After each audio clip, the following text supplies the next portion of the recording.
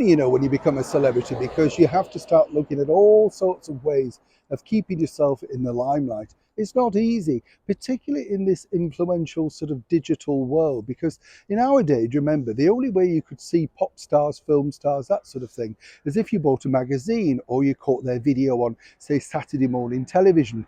Now they talk to you directly onto your phone or iPad or screen, telling you why you should be buying their product, their latest perfume, skincare range, their thoughts on wellness. You name it, you can't get shot of them, can you? And of course, they've all got some kind of mental problem that they like to share with you, but they're battling through in that engaged £1 million home plus, the sort of thing. Now, of course, this is the world that Meghan Markle has now entered back into. Never really got into it previously, but the minute she managed to get that royal name attached to the Duchess of Sussex, seemingly things took a turn for the better for her. Or have they? What's interesting to note, as we all now know, is that Meghan and Harry are truly looking for revenue streams. Whichever way you look at it, Spotify was a big slap in the teeth.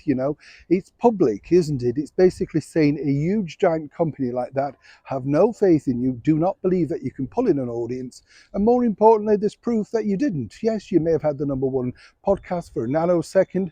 These things can be bought. I'm not suggesting that for one moment, as ever.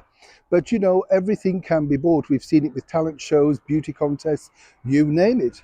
But it's strange, the offers that come in, and a lot of people sort of say, Neil, where do you get this sort of particular information from? Literally, I've worked in this business a long time. People can't wait to share. And more importantly, some people don't know what they're telling you. You know what I'm saying? So it comes as no surprise as this particular BBC show has actually made an offer to the former role known as the Duchess of Sussex. And as ever, let me explain. Hi, good morning. How are you? Nice to see you today. By the way, just a quick mention, because I know all people out there who are like me, slightly addicted to their Yorkshire pudding. It's been named once again this year the most favourite comfort food. How do you like yours though? You see, back in Yorkshire, we have it with gravy sometimes as a starter, sometimes with onion gravy, but they have to be crispy. Now, a lot of people say, why did they serve it as a starter? Basically to fill you up, because in the old days, there wasn't really enough meat, so whether it was roast or turkey or gammon, this was a way of like topping up the meal, I love Yorkshire puddings, though. Have you tried them? No? Oh, you've got to. Honestly, some people eat them with a bit of jam on them. I know. Let's go into that later. Don't get me. Oh, I'm salivating here. Even at this time of day, I could eat another one. Back as ever to your Breaking Roll story. Now this, as I say, strange times, strange things, but this is really important, because these are the sort of monetary offers that are now being put forward to Meghan and Harry, and this is it. Strictly Come Dancing, a big TV show, BBC TV show over here, have put an offer out to Meghan Markle. Now, let me explain. They will deny it emphatically that there is an offer. William Morris knows there's an offer, don't you? But what's interesting here is the fact that it's not about being a contestant for the months that it drags on. I think it starts around about the end of October. No, I think it's the end of August, isn't it? Early September. Goes right through to Christmas. There's two options on the table for Meghan, and a lucrative paycheck too. She could either become a guest judge on one of the shows, popping up, without much fanfare, but a big paycheck.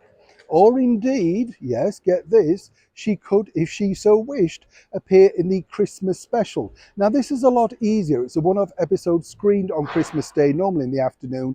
Not as harsh because it's Christmas Day. No real harsh judging. And more importantly, it's all about the feel-good factor. Something that appealed to Meghan a few years back, because before she became famous and was hanging around over here in London, she was desperate to appear on said show, wanting to find relevant contacts, etc. For now, that's all I can tell you. I know I often say this, but it's a developing story. I'd love to know what you think, though. Do you think Meghan will sign up as times become, shall we say, a little harder in this cost of living crisis? Or will she remain apolitical and push ahead with whatever dream that she's now got going, which seemingly includes to be only her going solo? Neil Sean in the very heart of London.